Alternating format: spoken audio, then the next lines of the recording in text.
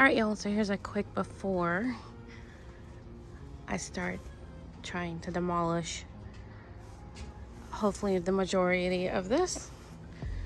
Maybe even get this way. We'll see how much I do, how much I manage to do. All right, so before. All right, so this is after one battery on my weed eater. So I drained the battery, and some of these things you won't see the effect until tomorrow, since I think I cut a lot of these vines, and so they'll start shriveling up later, probably later today, but definitely I should be able to see tomorrow. And then I have these super tall weeds over here that I can't get to though, but anyway, just a little bit at a time.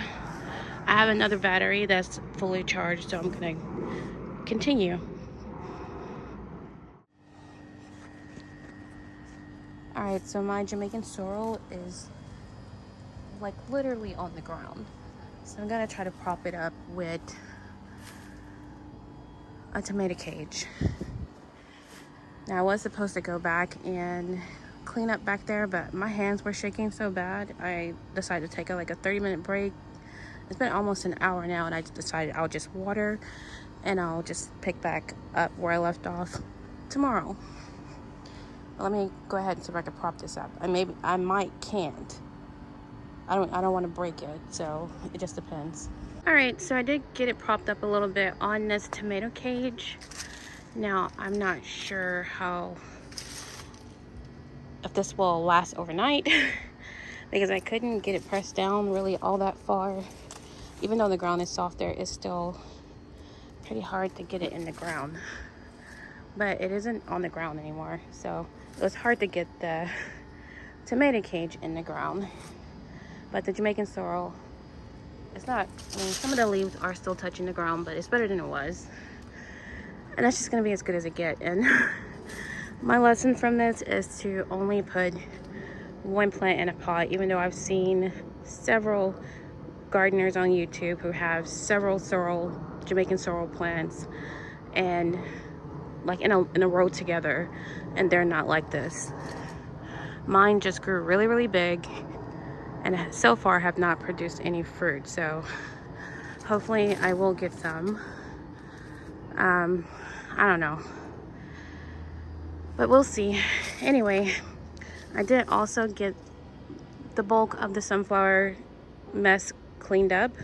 I'll show it before.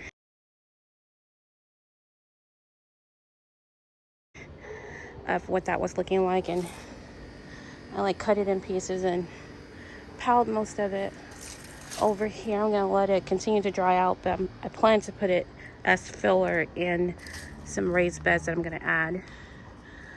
Now anyway, if I decide not to add on tomorrow's progress, because I'm gonna pick back up where I left off in the back, where I can't see my finger.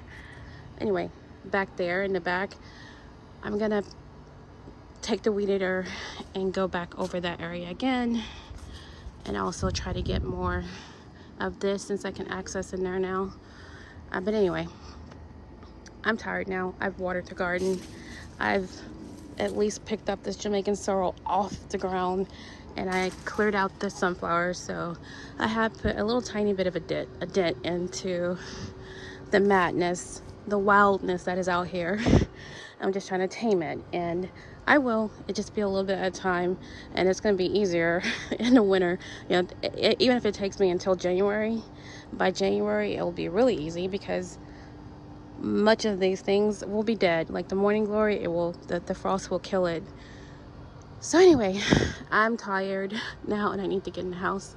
You don't want to overexert yourself, even though it's not as hot as it has been. It's probably just in the mid to low 80s. It's still hot, and I always wear something on my arms. So I'm wearing a sweater actually today. So that's probably why I was feeling like I was overheating, or I was just really overexerting myself. So anyway, be careful, make sure you stay hydrated, and don't overdo it, because this garden is going to be here tomorrow, next week, next month, the Lord willing, unless the world ends, it will be here. So I will get to it when I get to it. All right, thanks for watching.